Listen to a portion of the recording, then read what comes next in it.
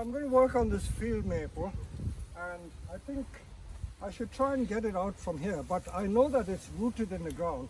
Many of these trees, when you grow in the ground, not grow in the ground, you place it on the ground, they get rooted into the ground.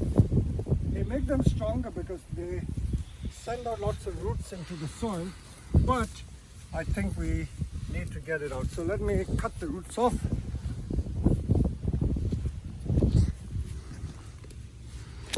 I've been meaning to work on this tree for the last couple of years, but every time I want to work on it, I've got so many projects on the go that I don't find the time to tackle it. So I want to video what I'm doing, so let me see what I can do myself.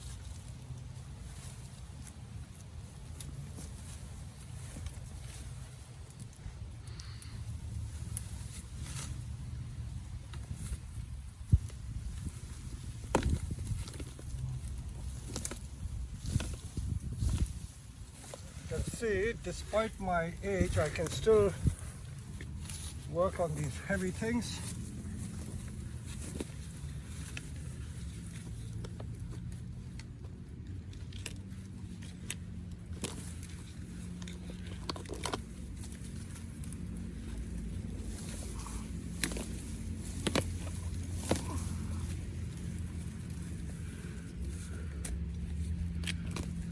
And by the way, field maple, they grow from root cuttings very easily. So all these roots won't be wasted. They will all become very interesting little trees.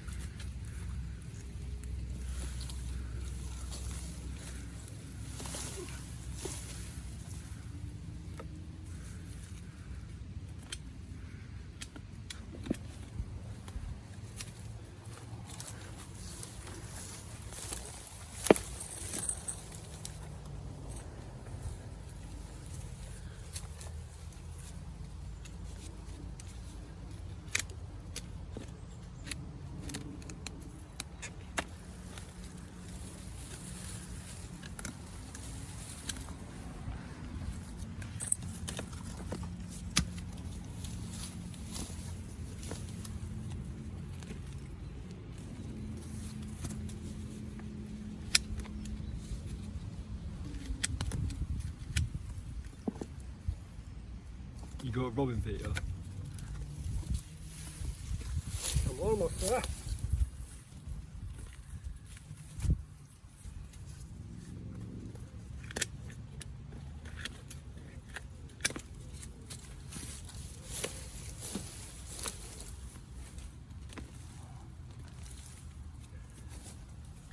Many of the bonsai demonstrations are about doing the finished tree, but this is showing you how we actually get the trees out to work on.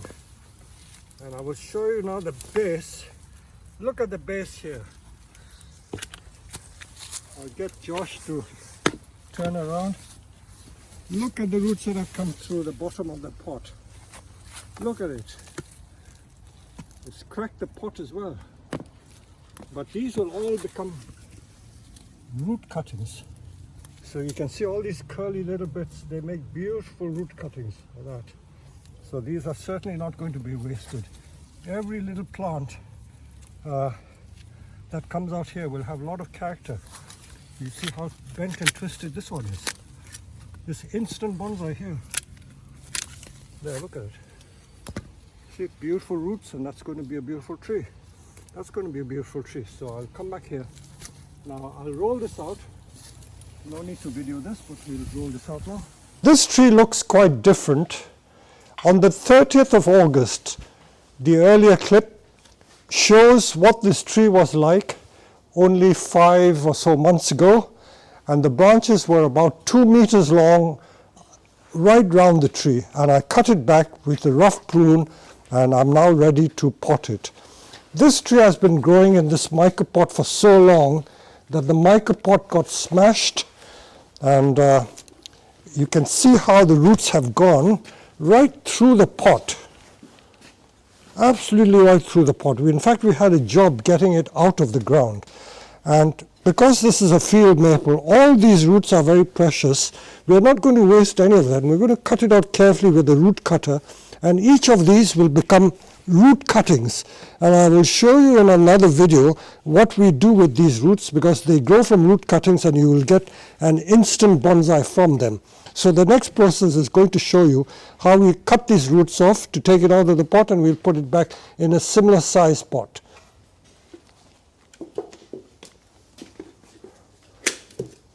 Hold on, don't cut that. Try and get some shape in it. Try and keep that like that, because we're going to cut it from there.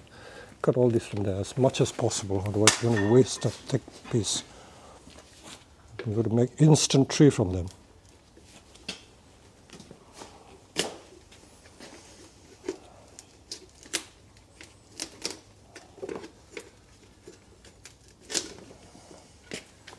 Good.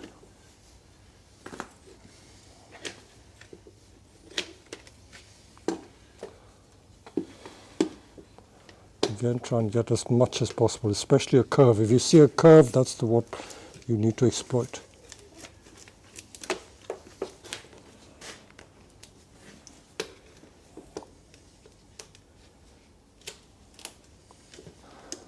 Now this particular tool that Steve is using is called a root cutter. It looks like a branch splitter. I will show you the detail. Can you just hold that tool up and you see the blade? This is what the root cutter looks like. It's like a branch splitter, except the branch splitter is narrower in the blade, but this is called a root cutter because it does precisely that. It cuts the roots very easily.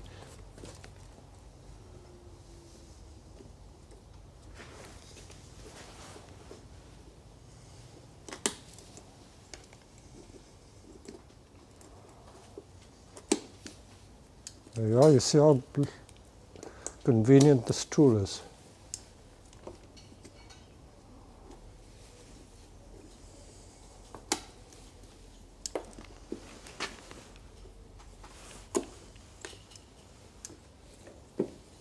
We'll try and get that whole root out.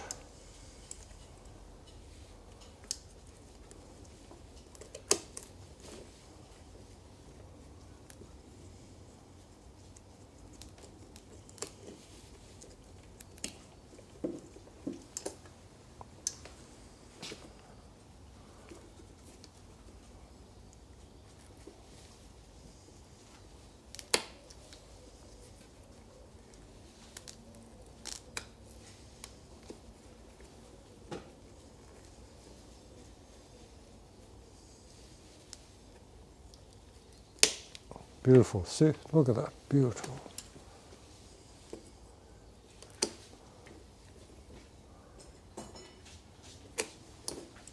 And then there's that lump up there.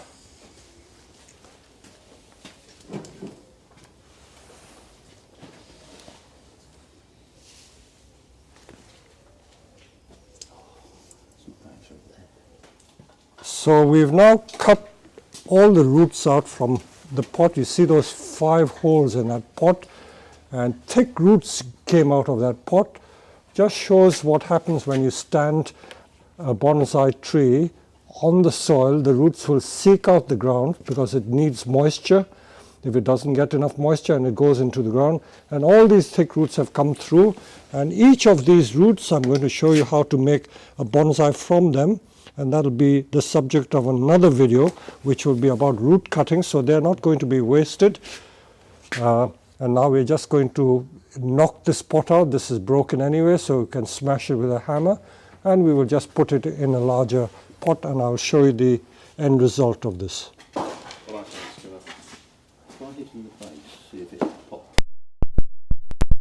No. Edge. No. Yeah.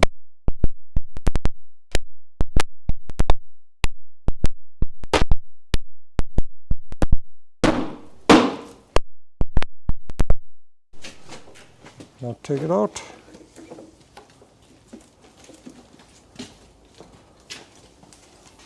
Take the pot away. Now because no, we can, that can be thrown because that's broken anyway. I think the roots were so vigorous that it broke the pot. So all we do is tease some of the side roots. Because most of the roots went through the pot, the side roots are not that pot bound and there's not a lot of it. So we just tease it and we just put it in a similar sized pot. So I will now show you the state of the roots. The roots are very, very good. Lots of fine fibrous roots. And some of these thick roots, we can even cut some of those if we don't need it. Although it goes into the pot, I'm not too worried. They will be a source of root cuttings if we want. So it's these fine roots we're going to cut. So we cut them all off.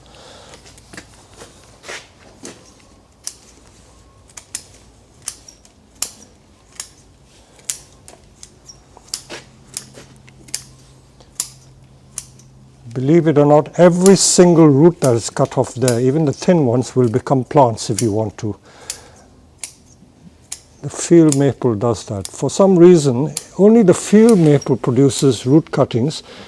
I've never been successful with Japanese maples. Japanese maples will just not take from root cuttings, but for some reason the field maple is very prolific. Usually in nature, if you observe what they do, the field maple suckers very prolifically. They send suckers and you get a new plant a few yards from the main tree. And that is a good sign that they can grow from root cuttings. I think we can tease a little more from the bottom as well. So that is the general principle. And then we'll show you the tree potted up in a minute. So these are the thick roots that we saved from that tree. And you can still see there's such a lot of root to cut.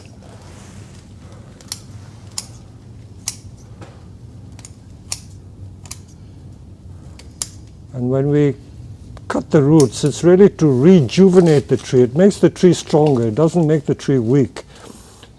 So we're not just making moss room for the new roots to grow. We are stimulating the tree by cutting some of these old roots away and letting air in. You see how the tap roots came out of the tree. All those big wedges are the thick tap roots which went through the pot and smashed the pot. So all those roots, every single root here will make a plant. Okay, so we're now ready to put it in its new pot. So we've now put it in that new mica pot, same size pot as before, and just put the minimum of soil. These are such vigorous trees, they don't need a lot of soil. And look at that beauty. Look at that beautiful root. This has just come with age. This tree has probably been growing on the nursery for the last 30 years. And for the last 10 years, it was in the mica pot and the roots went into the ground. And because the roots couldn't go anywhere, it formed that beautiful mass of roots. So that's going to be the distinctive feature of this tree. It's got a triple trunk, and all these holes have been caused by simple natural rotting. No carving or anything has been done to it. We have not carved it. This is all natural. So this is the structure of the tree. I think you can refine it much more. For instance, this branch can be cut off there. That one can be cut off. If we cut it off straight, we just see they're just small refinements. And if we let new branches grow, new branches, you get more ramification and finer ramification rather than thick ones.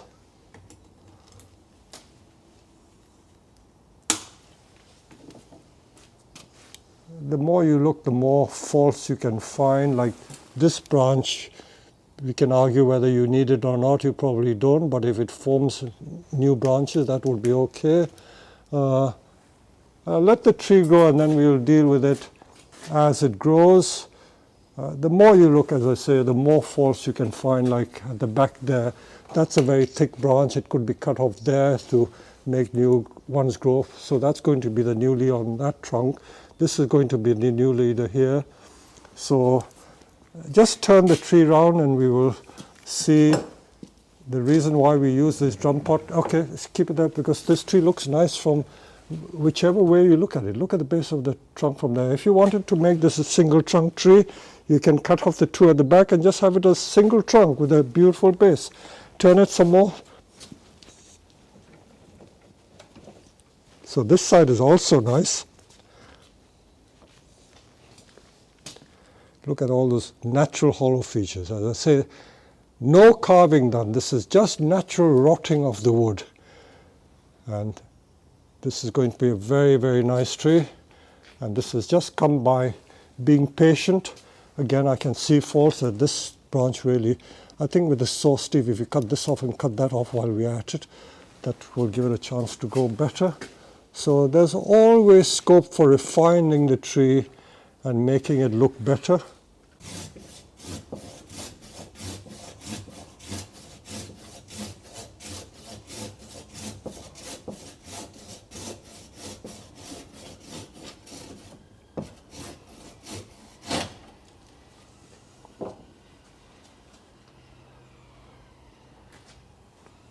And this also is a fault, you know. I think we can take probably the thinner one off.